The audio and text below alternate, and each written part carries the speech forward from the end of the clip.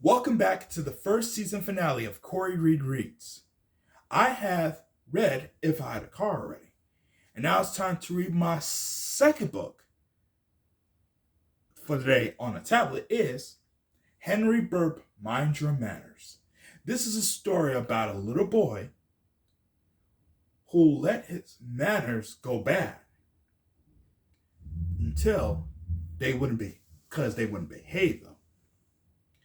Until then, he is not the boss of them. They will be behaved. They will be behaved. And having lots of fun. So let's get right to it. Henry Burp, Mind Your Manners. Written and illustrated by Mike WINN. Henry Burp was an average kid who enjoyed the usual things like baseball and trucks and building forts and, of course, swinging on swings. He lived in a house, had a mom and dad, a dog, and a brother named Dave. One thing Henry also had was manners that wouldn't behave. Henry's manners always got him in trouble by blowing in his milk and making it bubble. They would not let him take a bath. They will not let him comb his hair. They will not let him brush his teeth or change his underwear. Mind your manners, Henry's mother will say, or you will not go out to play. Henry will be sad while stay inside for a little while, and his bad manners will hide. But sooner than later, without a doubt, those bad manners will come back out. At school, Henry's manners were naughty too. They cut in line and ate the glue. They whistled in class and ran in the halls. They didn't raise their hand and they colored on the walls. They burped, they screamed, they pointed and they spit. They stared, they slobbered. They were messy and they hit.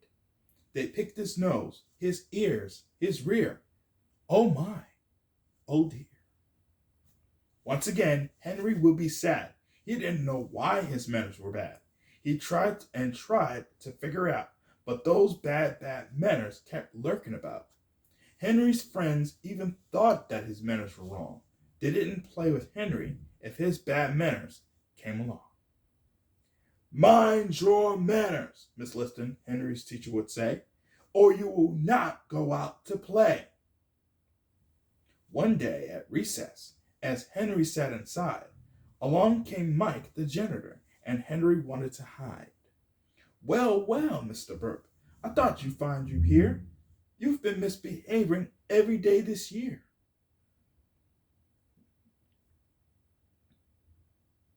Henry looked down. Then he tried to be brave. It's not me. It's my manners. They just won't seem to behave. Oh, said Mike the janitor, I know what the problem might be. You seem to think you and your manners are separate, I see. Well, my little friend, here's what you gotta do. Take control of those manners before they take control of you. I'll leave you with your manners now, Henry. I think you will agree. You just tell those manners, you're not the boss of me. Henry sat and thought a while and decided he'd give it a try. He almost let out a nasty burp, but replaced it with a sigh.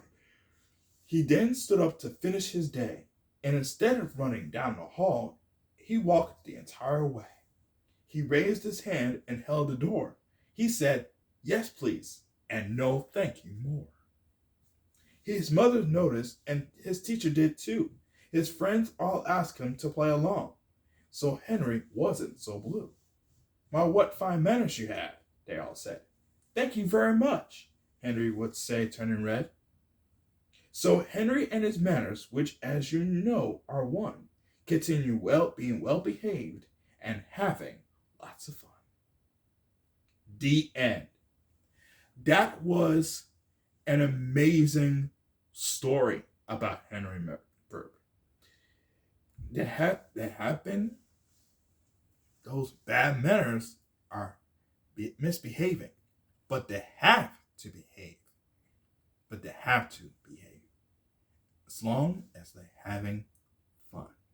Okay, And when we come back, I like to read the third and final book of the day, and it's Orangey the Goldfish.